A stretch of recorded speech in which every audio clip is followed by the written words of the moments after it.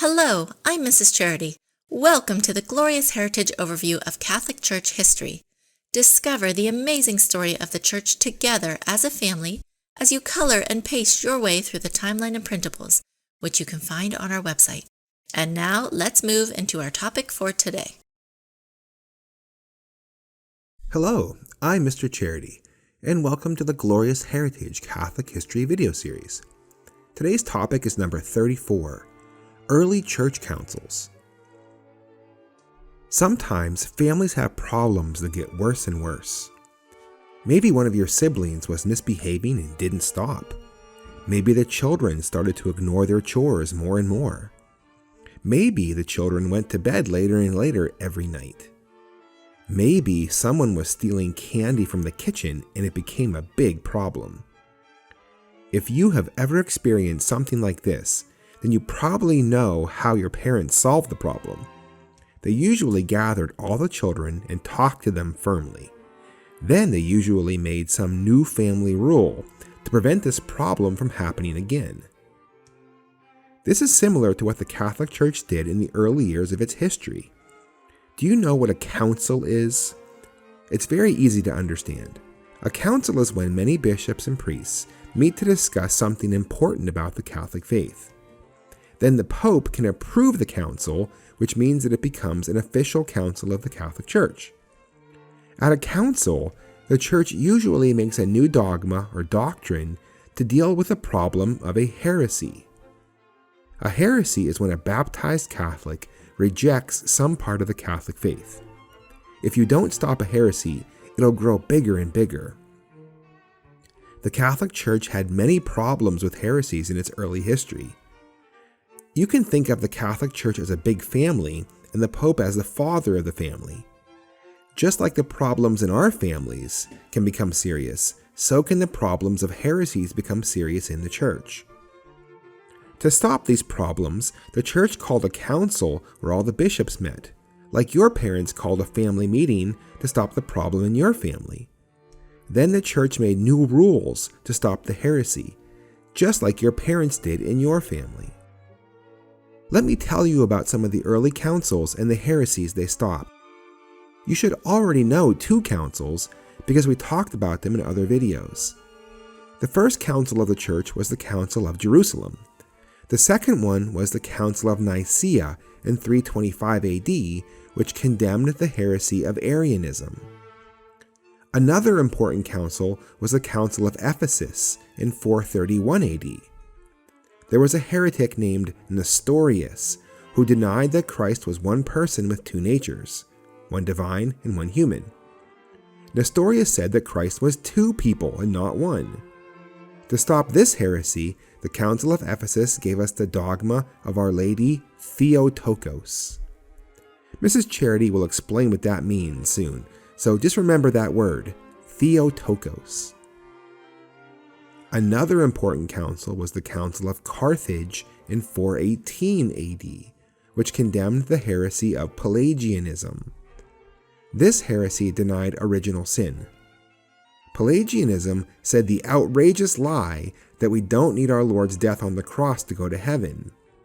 Pelagianism taught that we can go to heaven by ourselves without our Lord.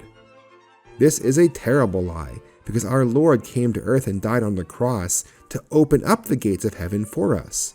Without him, none of us could ever go to heaven, no matter how good we are, because we're born with original sin. Most of the church councils took place during the early centuries of the church. Once those councils condemned so many heresies, then the job was done.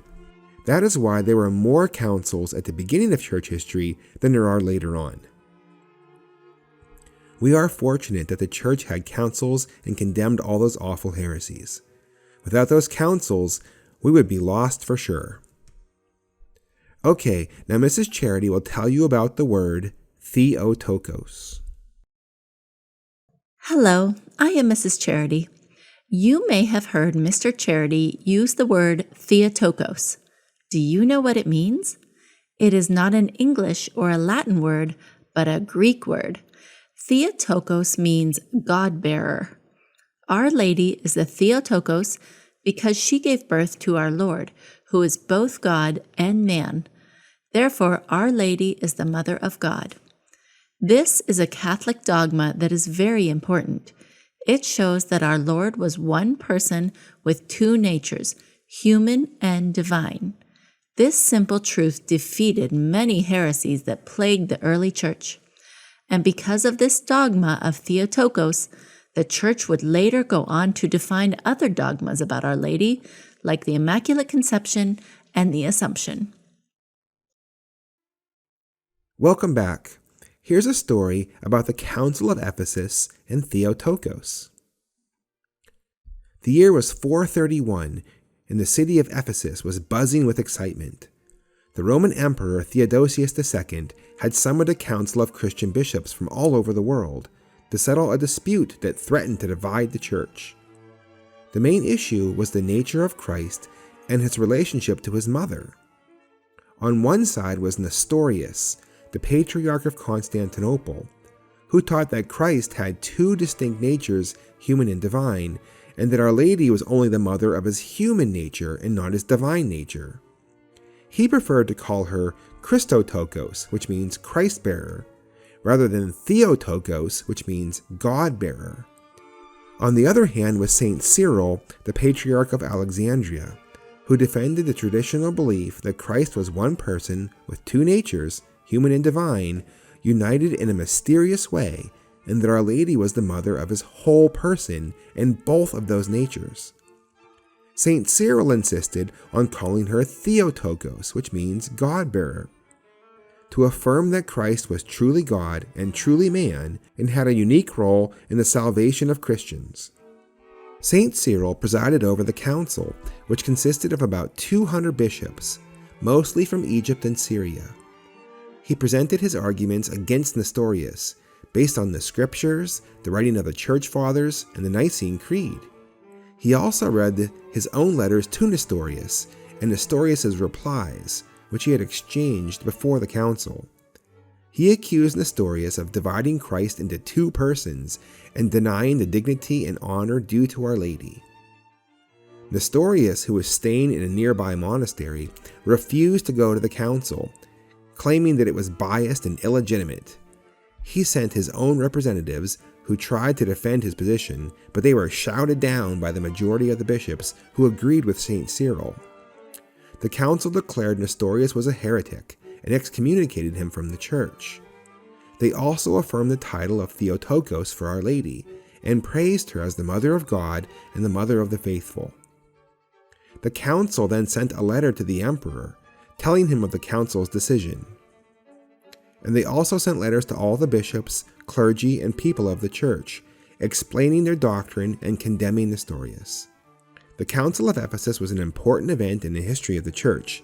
It defended the true doctrine of Christ and his incarnation and honored Our Lady. Well, thanks for being with us today. Join us in our next video, which will talk about Emperor Theodosius. I hope you enjoyed and learned something new today. Visit our website, www.gloriousheritagecartoons.com, where you can find more educational supplements, cartoons, books, and printables. You can also follow us on YouTube, Facebook, and Instagram to get notified of our latest updates and videos. And if you like our work and want to support us, you can make a donation on our website or on Patreon. We really appreciate your generosity and kindness. Please don't forget to like, comment, share, and subscribe to our channel, and see you next time.